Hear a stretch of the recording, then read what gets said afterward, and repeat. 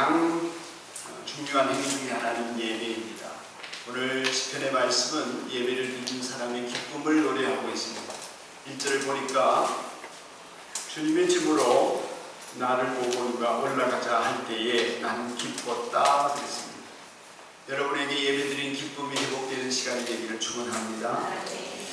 많은 목사님들이 목회를 하다가 가장 난처한 순간이 언제냐, 그 순간을 꼽으라고 그러면 이런 때입니다. 신앙생활 잘하던 성도가 어느 날 갑자기 찾아와서 내가 이 교회를 떠나야 되겠습니다, 이런 말을 하면서 교회를 떠나야 되는 이런저런 이유를 줄줄이 대는 그 사람과 얼굴을 대면하는 것이 가장 힘들다고 합니다.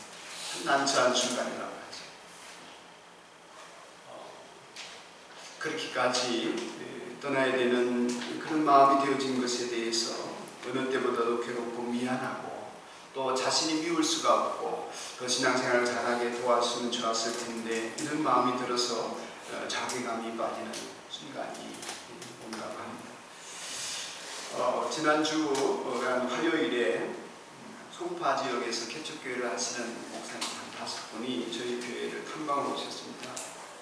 서울이라는 대도시에서 큰 교회들이 줄줄이 있고 또 주변에 유명한 목사님들이 목회하는 그런 사이에서 작은 상가를 얻어가지고 개척을 하고 있는 교회 목사님들이 얼마나 힘든지 좀 간접적으로 경험할 수 있는 그런 시간이었습니다. 그것도 꽤나 잘 산다는 동네에서 상가에 예배당을 차려놓고 하나님을 예배하는데 얼마나 고군분투하는지 그분들의 열정과 정성에 비해서 참 열매는 안 맺히고 이런 것 때문에 힘들고 좌절하는 모습을 또 옆에서 지켜볼 수가 있었습니다.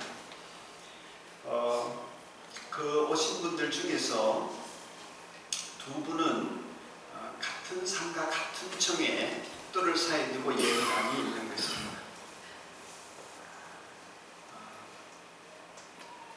우리 후배예요. 그런데 이제 교회가 세워진 이분들은 이제 4년, 5년 전에 이제 부임을 해 오시거나 1년 전에 부임을 해 오신 목사님이신데 서로 잘 모르다가 이제 와 보니까 교회가 그렇게 맞은편에 있는 거죠. 그 교회들은 이제 오래전에 세워진 교회고 목사님이 이제 목회를 하러 부임해 오셨습니다. 두 분은 잘 지내니까 이제 같이 저희 교회를 방문해 오셨겠죠. 그런데 어떻게 애를 써도 그 상가교회에 전도가 안 되어지는 것입니다. 전도가 안 되어져서 힘들어하는 것도 그래서 이제 생활도 제대로 안 되고 자녀교육도 너무 어렵고 그래서 빌딩 관리비도 잘 못 낼 만큼 그런 어려움 속에 있는 목사님들이 더 어려운 것은 뭐냐면은 그분이 한 분이 그러시는 거예요. 며칠 전에는 예배를 드리고 난 뒤에 이렇게 교제하는데 목사님이 앉아있는 자리에서 옆에 뭐 이런저런 얘기를 하다가 어떤 성도가 그 옆에 있는 큰 교회 한 교회 목사님 설교가 참 은혜롭다고 그 설교 한번 들어보고 다른 교인에게 그런 얘기를 하는 거죠. 그 얘기를 듣자 이 목사님이 막 온 이 심정이 무너지고 자기의 전동기가 그냥 깔아앉는 느낌을 받았다는 것입니다. 예배를 드린 직후이기 때문에 이 성도들은 아마 그 설교의 은혜를 못 받았다 하는 것을 그렇게 간접적으로 표현했을지도 모르겠어요. 왜 이런 일이 수없이 예배를 드리면서도 일어날까? 근데 예배를 드린다는 것을 어떤 성도들은 이렇게 생각하는 거예요. 설교를 듣는다 이렇게 생각합니다. 설교를 들으면 예배를 다 드렸다 이렇게 생각합니다. 그래서 어떤 분들은 예배에 안 나오고 집에서 TV로 설교를 들으면서 나는 예배를 드렸다 하든지 나는 신앙생활 잘하고 있다 이렇게 생각을 하기도 한다는 것입니다. 그러니까 오늘 주일 예배 가기 싫어 이러면은 대신 TV로 예배를 드리기도 한다는 것이죠. 그러다 보니까 예배에 나온다 하는 것 자체가 설교를 들어오는 것과 일치되어 버리게 되었습니다. 그 설교를 들을 때 오늘도 여러분들이 아마 그러실지 모르겠습니다. 설교가 별로네, 은혜가 안 되네, 이러면서 예배 시간에 예배가 제대로 안 드려질 수가 있는 것이지. 그런데 오늘 시편 기자는 예배드리 가자 이럴 때에 내가 마음이 기뻤대요. 그럼 이 시인이 예배하는 예배와 우리의 예배는 뭐가 차이가 있나? 이 예배는 설교도 없는 예배인데, 제사를 드리러 가는 예배인데 왜 기쁜가? 우리는 또 왜 좌절하는가? 제가 예배를 드릴 때 기뻐하지 못했던 적이 있습니다. 예배를 드리는데 내 마음에 기쁨이 오기보다도 끊임없는 부담을 느끼면서 예배를 드릴 때가 있었습니다. 그게 언제 있느냐면은 목회 초기에 예배를 잘 드려야 되겠다는 생각, 예배를 잘 인도해야 되겠다는 생각 때문에 예배를 어떻게 하면 더 잘 인도할 수 있을까 집중하고 있을 때였습니다. 그 예배를 잘 드려야 되려면 예배 인도자가 실수가 없어야 되잖아요. 그런 생각이었습니다. 그리고 주보의 인쇄도 잘 되어 있어야 되고, 이 주보에 있는 순서대로 예배도 잘 진행되어야 되기 때문에 뭐 조명이든 음향이든 또 무슨 에어컨이든 이런 모든 것들이 차질 없이 잘 진행되어지는 것이어야 된다고 생각을 하고, 물론 그것이 하나님 앞에 예배를 잘 드리는 것이기 때문에 그렇지 않으면 신경이 많이 쓰이는 것입니다. 그런데 신경을 쓰고 찬양되는 찬양을 잘 하나, 뭐 장로님은 기도를 잘 준비했나, 또 안대는 잘 쓰고 있나, 이런 데 마음을 빼앗기다가 보니까 예배를 인도하는 사람으로서는 잘했는지 모르지만 제 스스로가 예배자는 되지를 못했던 것입니다. 시간이 지나고 예배를 많이 드렸는데 별로 기억나는 예배도 없을 뿐만 아니라 예배를 드리는 그 횟수가 거듭되면 거듭될수록 예배를 드리고 나면 제게 찾아오는 것은 피곤함이 찾아오고 탈진이 찾아오는 것입니다. 하나님을 바라보는 예배를 드리지 못했더니 그런 결과가 오더라. 왜 그렇게 되었냐면 내가 그렇게 예배를 잘 인도하고 성도들에게 감동을 주고 예배를 잘 드렸다는 느낌을 받아야 다음 주에 또 오지 않겠습니까? 손님들이. 그리고 또 올 뿐만 아니라 다른 사람들을 데리고도 오지 않겠습니까? 그런 생각이 있었던 것입니다. 주를 바라보지 못한 거죠. 주만 바라보며 예배를 드리지 못했던 것입니다. 예배를 진례하고 인도하는 제가 예배자가 아니었던 것입니다.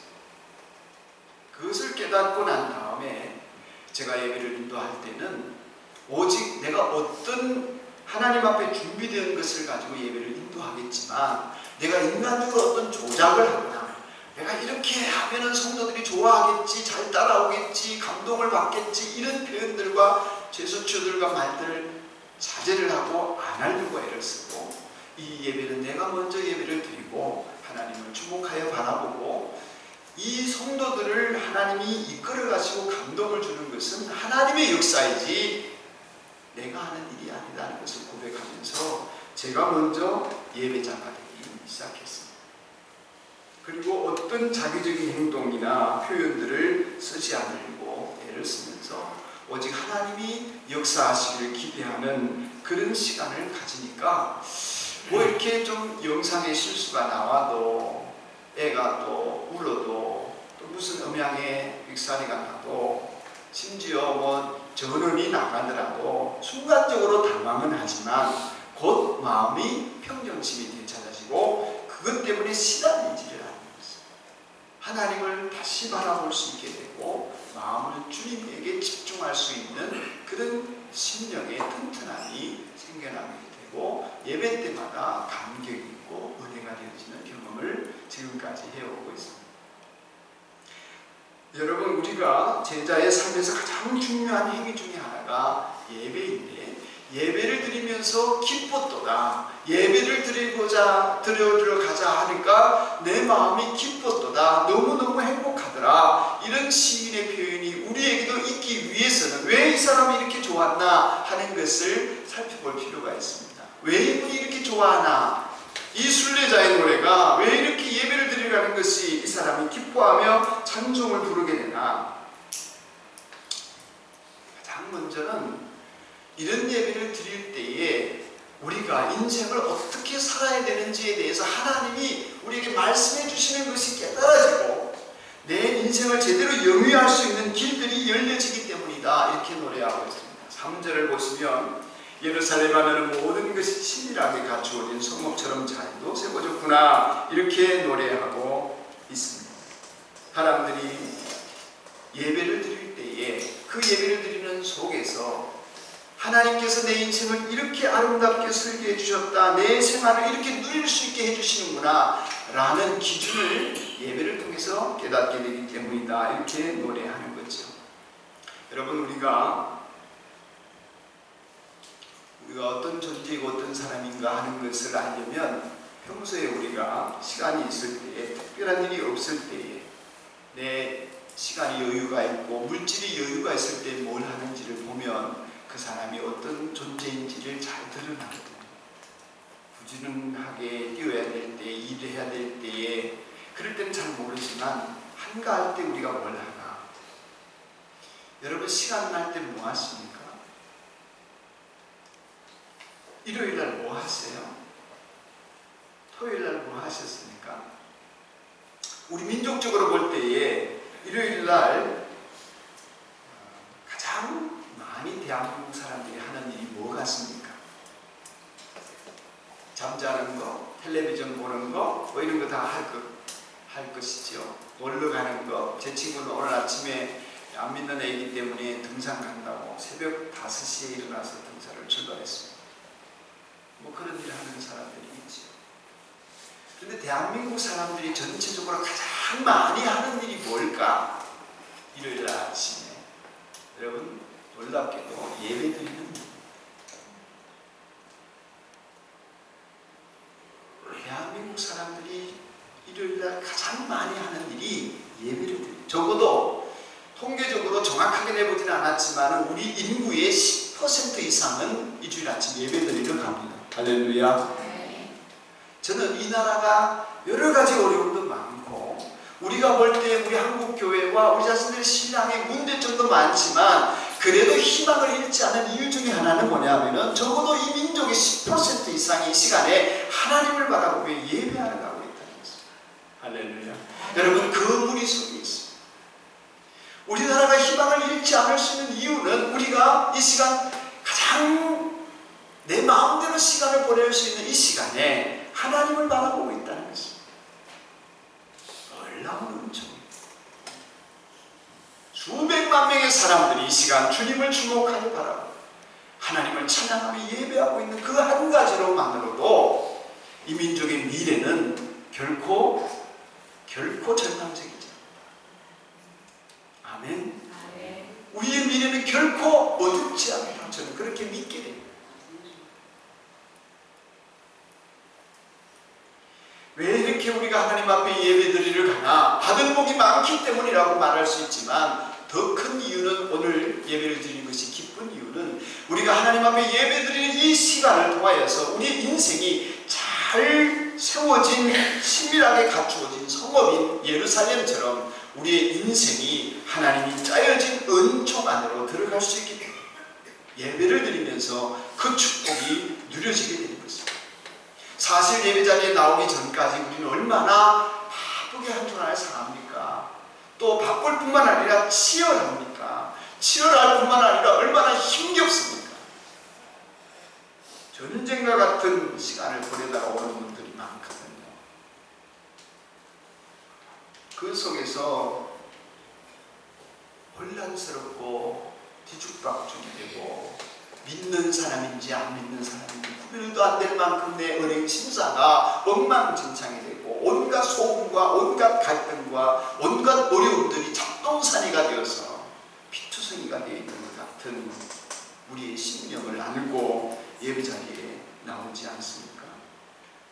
그렇게 예배자리에 나왔을 때에 예배는 그 모든 것을 추스릴 수 있도록 잘 갖추어진 성읍이 되어진 것처럼 치밀하게 우리의 인생을 살아갈 수 있도록 우리를 회복시켜주는 자리이기 때문에 기쁘다는 주일 예배는 그런 의미에서 저와 여러분이 너무나 소중한 것입니다. 내 삶을 다시 영위할 수 있는 기회를 얻게 해줍니다. 그렇기 때문에 예배 시간에 주님 앞에 나오면 우리의 인생을 주님이 바라보고 계시고 내가 주님을 바라보게 된다면 눈이 딱 마주치는 순간에 내 영혼이 소생되어집니다. 가장 잘 어울리는 표현이 그게 아닐까. 이 시간을 통해 여러분의 심령이 살아나는 은혜가 있게 되는 것입니다. 그래서 기쁜 것입니다. 여러분 살아나게 되기를 축복합니다.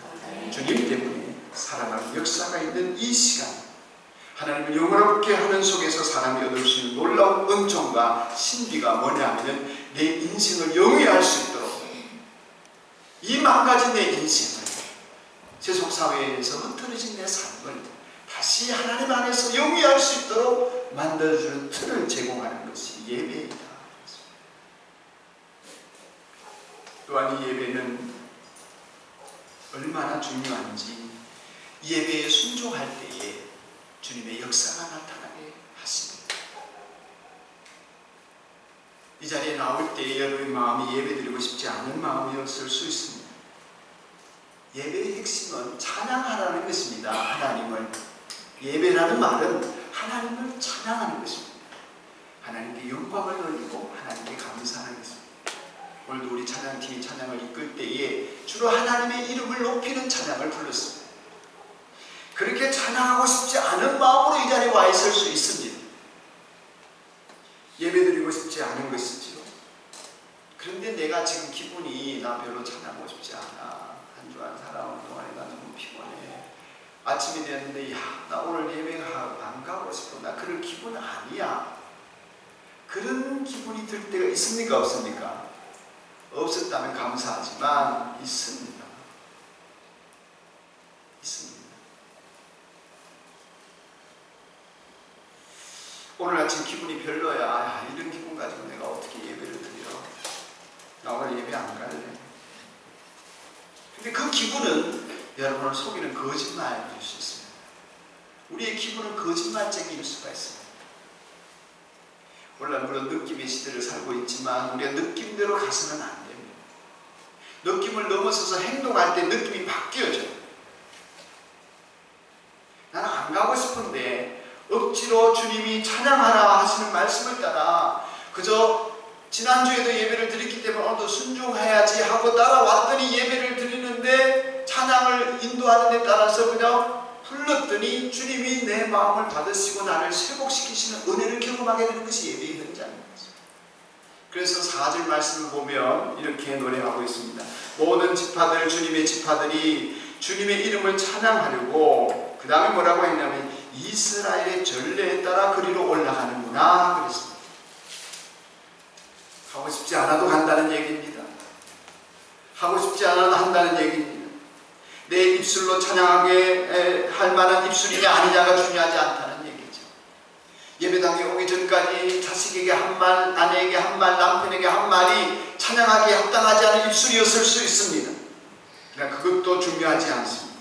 선포된 대로 하나님이 찬양하자 하신 말씀과 명령을 따라서 이 자리에 와서 하나님을 경배하고자 하면 그 순종하는 마음을 하나님이 풀어내시기 시작하는데 하나님과의 관계가 풀려지면 사람과의 관계도 풀려지기 시작하고 아내에게 할 말이 달라지고 자식에게 하고 싶은 말이 달라지고 화해의 기운이 샘솟고 그 속에서 내 인생에 예배를 드리면서 하나님과의 관계를 유지하는 것이 사람들과의 관계, 가족과의 관계를 유지하는 데 얼마나 중요한지를 경험으로 알게 되는 현장이라는 것입니다. 그래서 내가 예배를 드릴 때 기쁘다.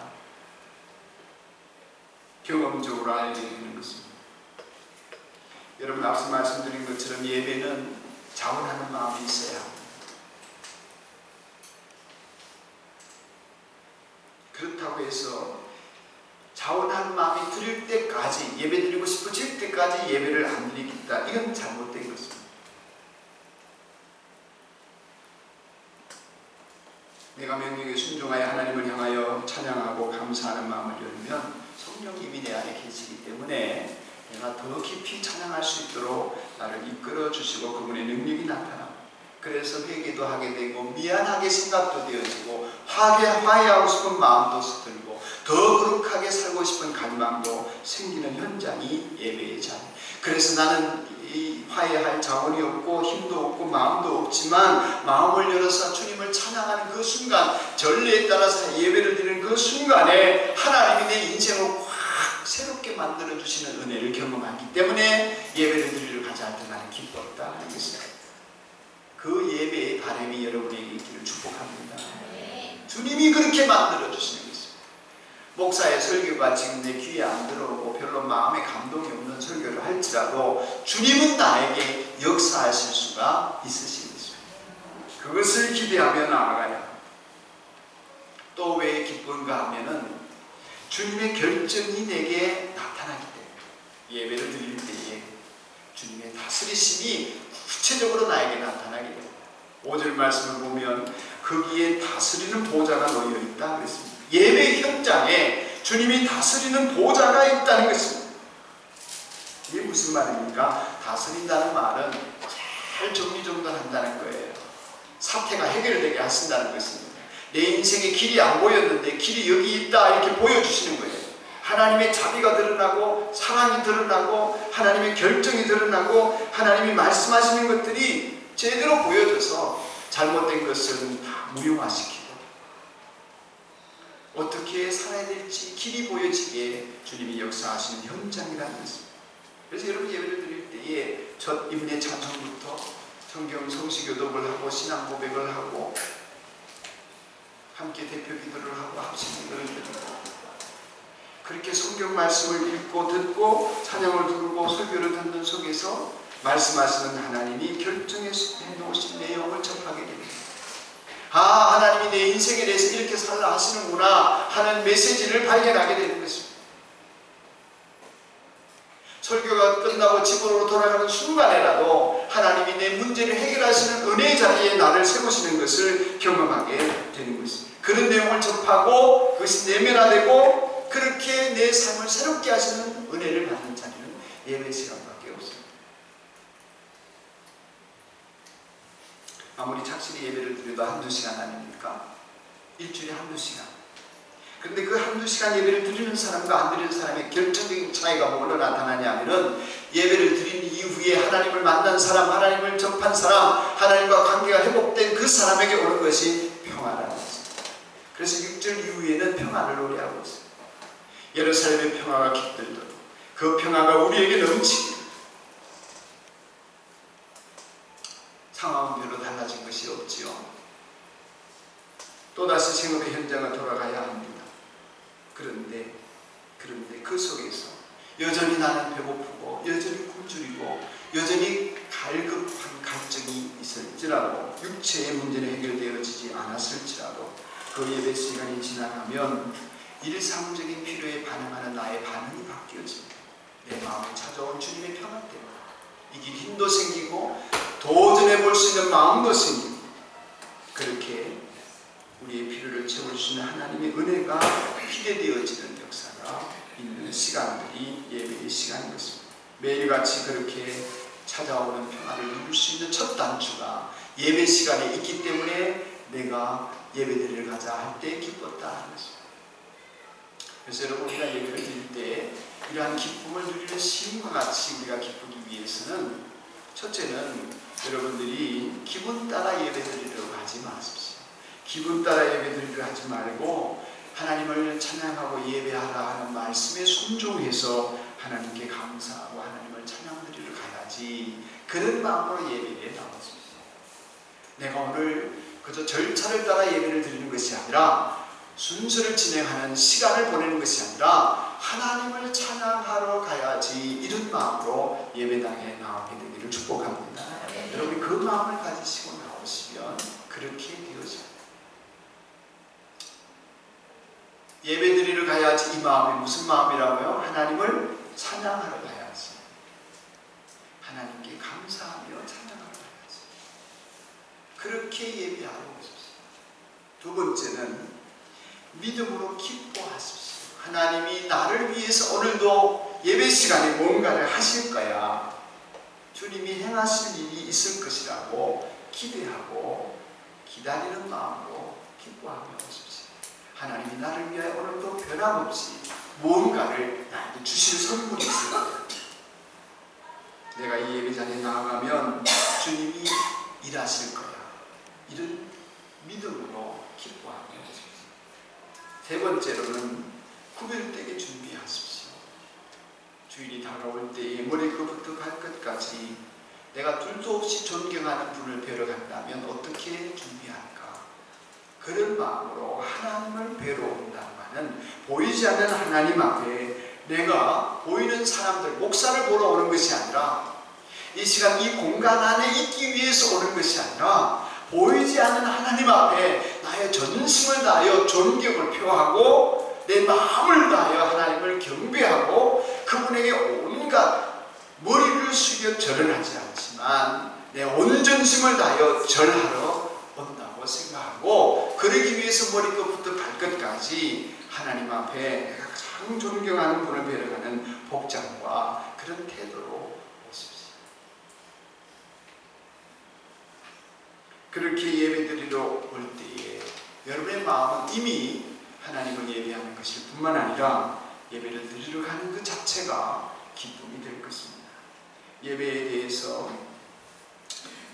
효율성을 물을 수 있습니다. 시간이 길다 짧다 뭐 예배드려도 소용이 있다 없다 그런 얘기할 수 있습니다. 우리 실용주의 시대 살고 있고 경제 만능주의에 살고 있기 때문에 예배의 가치가 얼마나 될까 이런 거 따지지요. 내가 다른 데 가서 노는 것보다 나은가, TV 앞에 있는 것보다 나은가, 내가 잠자는 것보다 나은가, 과연 소용이 있는가 이런 것을 따질 수 있는 것이라고 생각이 되었습니다. 정말 내가 시간과 물질과 에너지를 낭비하고 있지 않는가, 예배를 드리면서 오히려 이런 생각이 들어서 예배를 안 드리고 싶어질 수도 있습니다. 그러나 여러분, 예배는 마치 이런 것과 같습니다. 요즘 같은 더운 여름철 풀을 베는 농부가 해지기 전까지 이 풀을 다 베어야 되는 너른 불판 위에 있습니다. 그 너른 불판에 땀을 흘리면서 풀을 베던 농부가 갑자기 풀을 베다가 쉬고는 잠시 있다가 숫돌을 끄집어내어서 자기가 풀을 베던 낯을 가기 시작합니다. 그 순간에 지나가던 사람이 저 사람 뭐하나 바쁜데 저 풀 다 베려면 언제 베겠나, 어떻게 한가하게 저렇게 숫돌에 그래서 낯이나 갈고 있나, 그 나를 가는 행위에 대해서 비난할 수 있습니다. 그러나 웬 한가한 짓인가, 왜 시간을 낭비하나, 풀이나 부지런히 베지 그러겠지만 그러나 그 시간은 농부가 연장을 가는 시간입니다. 그 연장을 갈고 나면 낯이 날카로워지고 나면 한번 휘두를 때마다 그 앞에 줄지어 쓰러지는 풀들이 더욱더 수북히 많이 쌓이게 됩니다. 예배는 그와 같습니다. 일상생활을 사는 한 주간의 삶 속에서 우리가 하나님을 찾고 드리는 이 예배의 시간은 우리가 생애를 살아가는 낯선 그 날을 가는 시간이라 할 수 있겠습니다. 잘 갈린 낯으로 여러분의 생애를 더 규모 있게, 더 알뜰하게, 더 치밀하게 잘 갖춰줘서 여러분의 생애를 영위할 수 있도록 돕는 그러한 예배가 되어지도록 하나님이 여러분을 부르고 계신 것입니다. 그래서 우리의 예배는 기쁘고 우리의 예배는 가장 효율적인 우리의 삶을 잘 살게 만드는 축복의 시간이 되는 것입니다. 여러분이 이 예배가 언제나 하나님을 영화롭게 하고 여러분의 생애는 더욱더 기뻐지는 축복이 있기를 축원합니다. 목마른 예배자 우리 함께 찬양하겠습니다.